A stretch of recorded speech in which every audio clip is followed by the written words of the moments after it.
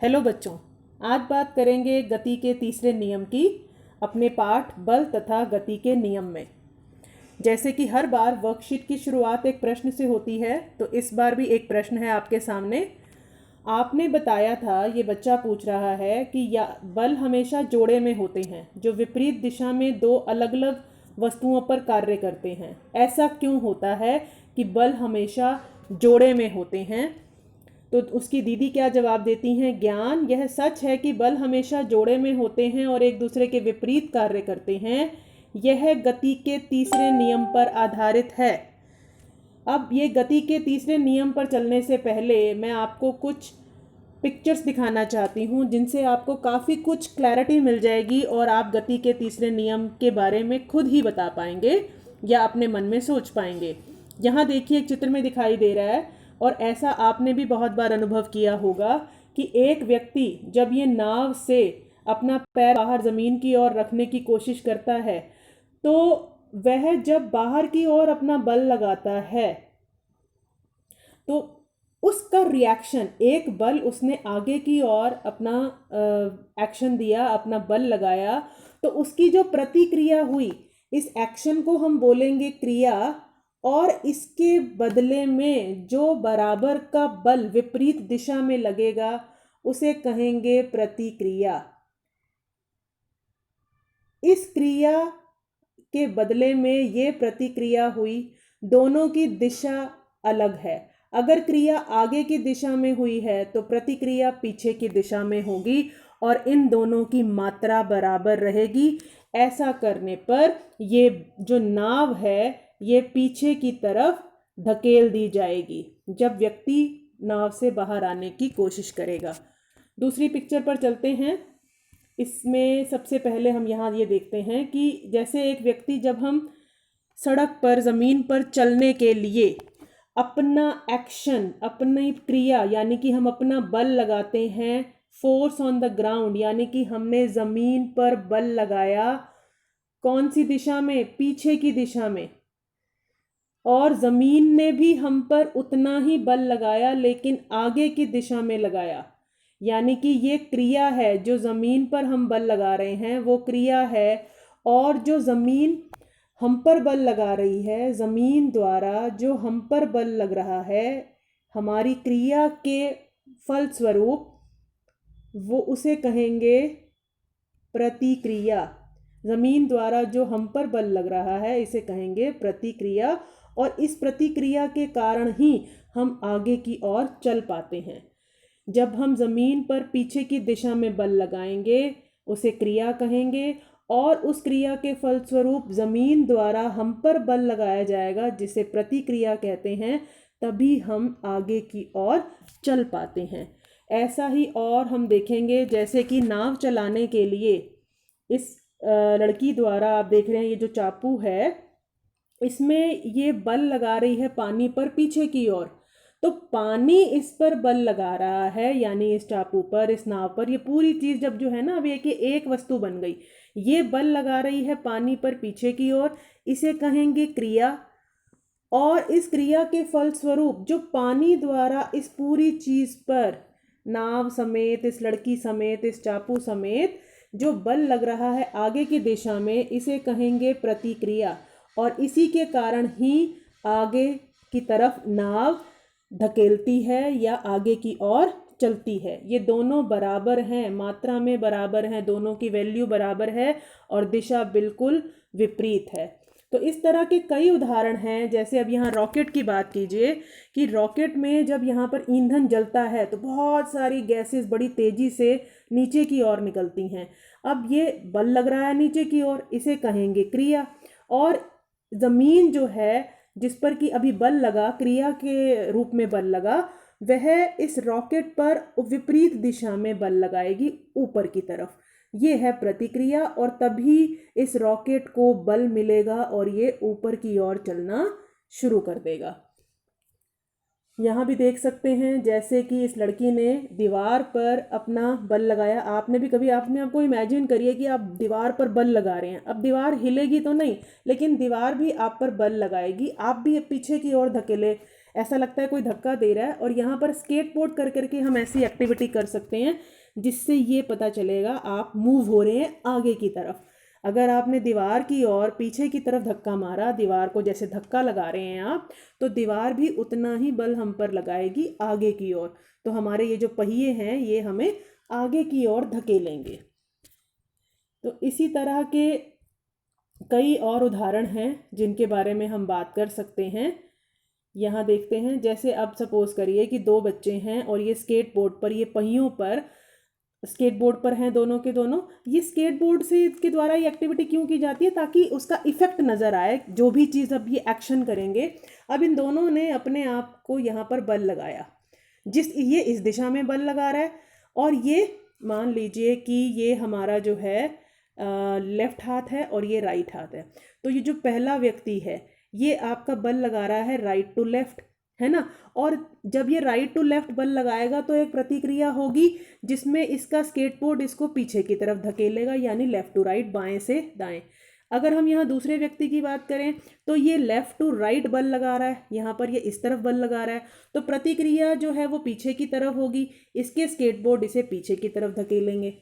तो मुझे लगता है अभी काफ़ी सारे एग्जाम्पल से आपको समझ आ गया होगा कि गति का तीसरा नियम क्या कहना चाह रहा है, न्यूटन उसके द्वारा क्या बताना चाह रहे हैं कि जब एक वस्तु दूसरी वस्तु पर बल लगाती है तो दूसरी वस्तु भी पहली वस्तु पर बल लगाती है।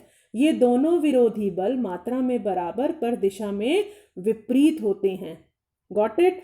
ये न्यूटन का जो तीसरा नियम है बहुत इंटरेस्टिंग है और बहुत इम्पॉर्टेंट है। इससे रिलेटेड बेटा इस पार्ट में काफ़ी सारे आपके रीजनिंग क्वेश्चन बनेंगे। कारण बताओ आपको, देखिए पहला नियम, दूसरा नियम, तीसरा नियम, इन सब का प्रयोग हमें अपने दैनिक जीवन में, अपने दैनिक जीवन के अनुभवों में काफ़ी हद तक देखने को मिलता है।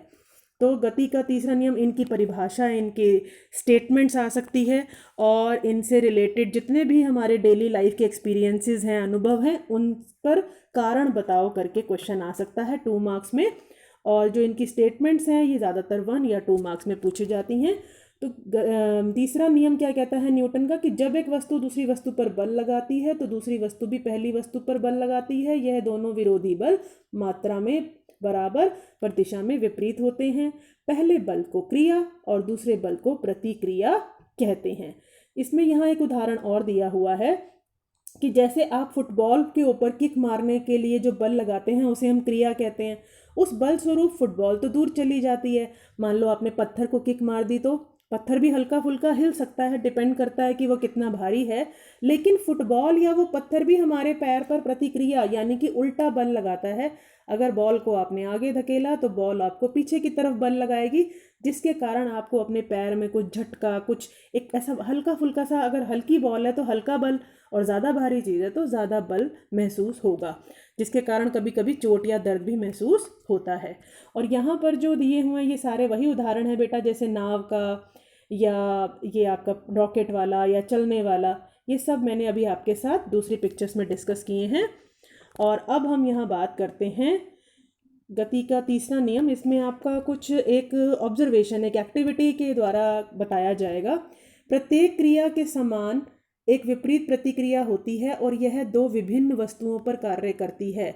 अगर क्रिया ए वस्तु कर रही है बी पर तो प्रतिक्रिया बी वस्तु करेगी उल्टी दिशा में ए पर। यानी क्रिया हो रही है बी पर, ये क्रिया हो रही है बी पर और प्रतिक्रिया होगी ए पर। दोनों अलग अलग वस्तुओं पर कार्य करती हैं। इसके लिए यहाँ जो एक्टिविटी दी हुई है कि एक स्प्रिंग तुला, आप लोगों ने देखा होगा ये स्प्रिंग तुला, जैसे आप देखते हैं घर में हम जब कबाड़ी को सामान देते हैं, अखबार वगैरह, या सिलेंडर को भी मापने के लिए हम इस तरह का स्प्रिंग बैलेंस, स्प्रिंग तुला यूज़ करते हैं, जो किसी भी वस्तु का क्या कहते हैं, भार बताता है। भार यानी कि बल। तो यहाँ हम बल को मापने की कोशिश कर रहे हैं, 2 विपरीत बलों को, कि ए पर कितना लग रहा है, बी पर कितना लग रहा है, क्या वो दोनों बराबर हैं, क्योंकि हम न्यूटन का जो तीसरा नियम है उसको प्रतिपादित करने की कोशिश कर रहे हैं, उसे स्थापित करना चाह रहे हैं। तो यहाँ बल को मापने के लिए स्प्रिंग तुला का इस्तेमाल किया जाता है। स्प्रिंग तुला बल मापने का प्रयोग, बल मापती है, ठीक है। तो यहाँ हमने 2 स्प्रिंग बैलेंस ले लिए, 2 स्प्रिंग तुला ले ली, ए और बी। अब ए के अंदर जो है, इसके अंदर इसके ऊपरी हिस्से को तो आप किसी दीवार पर या स्टैंड पर लगा देंगे और बी जो है ये ए के हुक में फंसा देंगे और बी को अपने हाथ से खींचेंगे। तो आप देखेंगे कि दोनों में जो रीडिंग आ रही है, ये जो देख रहे हैं आप शेडेड पोर्शन, ये दोनों में बराबर आएगा और दोनों में उल्टा। देखो यहाँ पे ये शुरू वाले में दिखाई दे रहा है ये हिस्सा शेडेड वाला और इसमें आखिर में दिखाई दे रहा है, यानी कि ये विपरीत हैं। इसे मैं एक और पिक के द्वारा आपको भी दर्शाती हूँ, या मैंने इससे रिलेटेड पिक भी आपके लिए डाउनलोड की है। ये देखिए यहाँ पर आपको ज़्यादा क्लियर हो पा रहा होगा कि ये ए है हमारी वाली वर्कशीट के अकॉर्डिंग और ये बी है। तो आप नोटिस करेंगे कि जैसे ही आप इधर से बी को खींचेंगे तो जितना रीडिंग ए में आएगी उतनी बी में आएगी। यहाँ एक बार मैं ये ऊपर से आपको दिखाना चाहूँगी, एक सेकेंड, ये देखेंगे, यस यहाँ देखेंगे, ये देखिए ये 2 पर दिखा रहा है, इसकी रीडिंग है ये 2 न्यूटन है। इसी प्रकार यहाँ पर देखेंगे ये दूसरे वाले स्प्रिंग में इसकी रीडिंग यहाँ दिखा रहा है 2, ये देखिए 2, ये भी 2 न्यूटन है। दोनों में आप देखेंगे यहाँ पर ये पीछे की तरफ है, ये पीछे की तरफ है यहाँ पर, और इसमें देखेंगे आप, यहाँ देखेंगे यहाँ इधर इस तरफ है। दोनों में जो दिशा है वो विपरीत है। ये देखिए यहाँ से ये 1 से 0 से 2 आ रहा है और इसमें आपने यहाँ देखा ये इधर की तरफ 2 आ रहा है यहाँ, ठीक है। तो दोनों में रीडिंग बराबर आएगी। अब हम इस तरह से जो एक्सपेरिमेंट है ये 4 न्यूटन और 5 न्यूटन के लिए भी कर सकते हैं, यानी कि हम बल को बढ़ाते जाएंगे हाथ से और खींचते चले जाएंगे। तो आप नोटिस करेंगे कि ये यहाँ पर एक टेबल के रूप में भी दिया हुआ है कि अगर 2 न्यूटन का बल F21 का मतलब है कि दूसरी वस्तु पहली पर लगा रही है, ये दूसरी वस्तु है जो पहली पर लगा रही है, और 1-2 का मतलब है कि पहली वस्तु दूसरी पर लगा रही है। ये ध्यान रखेंगे, यहाँ पर माइनस साइन का मतलब भी विपरीत दिशा है। तो अगर 2 न्यूटन है तो यहाँ भी 2 आएगा, 3 है तो 3, 4 है तो 4 और 5 है तो 5 आएगा। इट इज़ ऑब्जर्व कि दोनों जो एक्शन फोर्स यानी कि क्रिया और जो प्रतिक्रिया हैं ये दोनों इक्वल हैं और ऑपोजिट हैं। तो आई थिंक आपको ये अब अच्छे से समझ आ गया होगा न्यूटन का तीसरा नियम और उससे रिलेटेड जो उदाहरण हैं या हम एक्टिविटी और एक्सपेरिमेंट के द्वारा भी कैसे माप कर सकते हैं कि दोनों बल बराबर हैं। ठीक है, अब क्वेश्चंस पर चलते हैं। गति का तीसरा नियम लिखिए, ये आपकी वर्कशीट में सीधी सीधी परिभाषा दी हुई है, आपको भी इसी तरह से लिखनी है। दूसरा क्वेश्चन, चौथा ले लेते हैं पहले। दैनिक जीवन में गति के तीसरे नियम के कोई 3 प्रयोग लिखिए। तो इतने सारे बेटा हमने इसके उदाहरण डिस्कस किए अपने दैनिक जीवन के अनुभव, उनमें से आप कोई भी यहाँ से नोट कर सकते हैं, किसी के बारे में भी लिख सकते हैं। कोशिश कीजिए आप अपने शब्दों में लिखिए। अब है आपका प्रश्न 2, यदि कागज द्वारा हमारे पेन पर लगाए गए बल का विरोध नहीं करता तो क्या कभी हम लिख पाते? यानी कि देखिए जब हम लिख रहे होते हैं तो पेन कागज पर बल लगाता है और ये है क्रिया, और इसी के प्रतिक्रिया स्वरूप कागज भी पेन पर बल लगाएगा जिसकी वजह से हम लिख पाएंगे। तो न्यूटन का तीसरा नियम सीधा सीधा यही कहता है कि हर क्रिया के विरोध में एक प्रतिक्रिया होती है, और यहीं पर ये क्वेश्चन पर कहने की कोशिश की गई है कि यदि कागज हमारे पेन द्वारा लगाए गए बल के विरोध में जो प्रतिक्रिया नहीं देता तो हम कभी भी लिख नहीं पाते। एक सैनिक राइफल से गोली दागने से पहले राइफल को कंधे से क्यों सटा लेता है? जरा सोचिए, क्या कर रहा है सैनिक या जो भी बंदूक चलाएगा वो क्या करेगा कि गोली जो है वो आगे की तरफ उस पर बल लगेगा। अब गोली पर आगे की तरफ बल लगेगा तो गोली बंदूक पर पीछे की तरफ प्रतिक्रिया में बल लगाएगी जिसकी वजह से बंदूक हिल जाएगी, और अगर वो सैनिक उसे ना सटाए, कहीं पर ना कस के पकड़े, तो जब गोली निकलेगी उस पर बल लगेगा, उसके प्रतिक्रिया स्वरूप जो बंदूक पर बल लगेगा उस बल के कारण बंदूक हिल जाएगी और निशाना चूक जाएगा, जाना कहीं होगा और कहीं चला जाएगा। इसीलिए ये बंदूक का प्रतिक्षेपण होता है, यानी कि बंदूक पीछे की तरफ हिलती है और वो ना हिले, निशाना ना चूके, इसलिए वह उसे कंधे से, गोली दागने वाला उस राइफल को कंधे से सटा लेता है।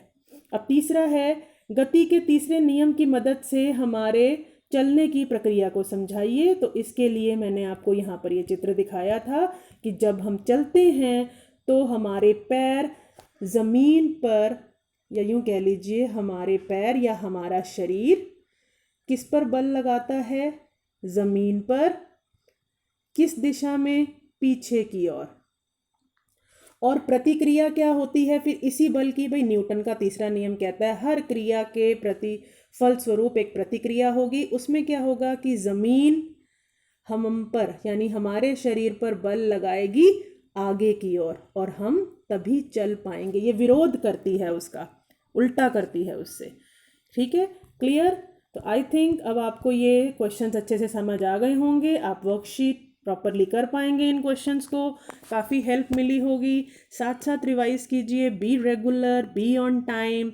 और अगर आपको ये मेरा तरीका अच्छा लगता हो समझाने का तो आप चैनल को सब्सक्राइब करिए, लाइक कीजिए और शेयर कीजिए, ताकि बहुत सारे बच्चों को इसी तरह से वर्कशीट करने में और कंसेप्ट को समझने में हेल्प मिले। So till the next worksheet and video, goodbye, thank you for watching, good luck.